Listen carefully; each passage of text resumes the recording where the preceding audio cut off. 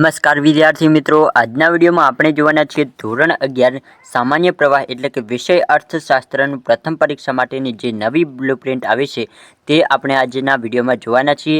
વિદ્યાર્થી મિત્રો, પ્રથમ પરીક્ષા માટે નવી બ્લુપ્રિન્ટ આવી ગઈ છે તો તમારે ખાસ આ વિડીયોને ધ્યાનથી અંત સુધી જોવાનો છે, જેનાથી તમને પ્રથમ પરીક્ષા માટે તૈયારી કરતા બહુ જ સરળતા રહે। તો ચાલો વિદ્યાર્થી મિત્રો, આ વિડીયોની શરૂઆત કરી દઈએ।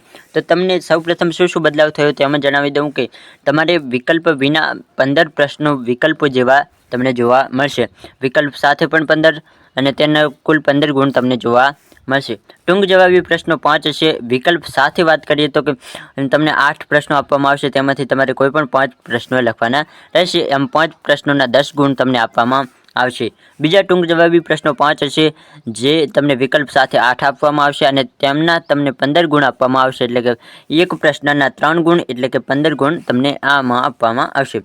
વિસ્તૃત જવાબી પ્રશ્નોની વાત કરીએ તો 2 જોવા મળશે અને જેના તમને 10 ગુણ આપવામાં આવશે। આમ ટોટલ તમારું પ્રથમ પરીક્ષાનું પેપર 50 ગુણનું હશે, જેમાં તમારે કુલ 27 પ્રશ્નો લખવાના હશે અને તમારા પેપરમાં 34 પ્રશ્નો તમને જોવા મળશે।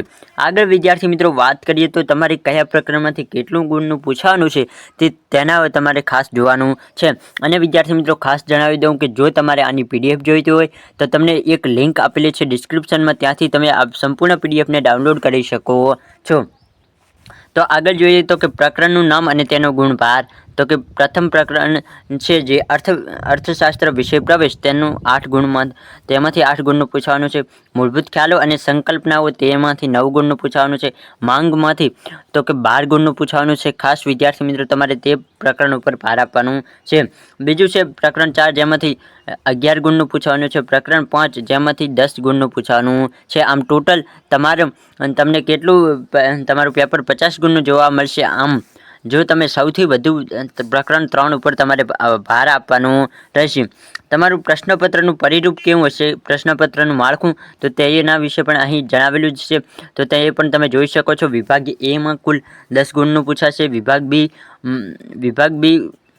5 ગુણનો હશે। વિભાગ સી 10 ગુણનો, વિભાગ ડી 15 ગુણનો અને વિભાગ ઈ તમને 10 ગુણનો જોવા મળશે। આમ ટોટલ 50 ગુણનું પેપર તમારું હશે। તો વિદ્યાર્થી મિત્રો, આઈ હોપ તમને આ વિડીયોમાંથી ઘણું બધું જાણવા મળ્યું હશે।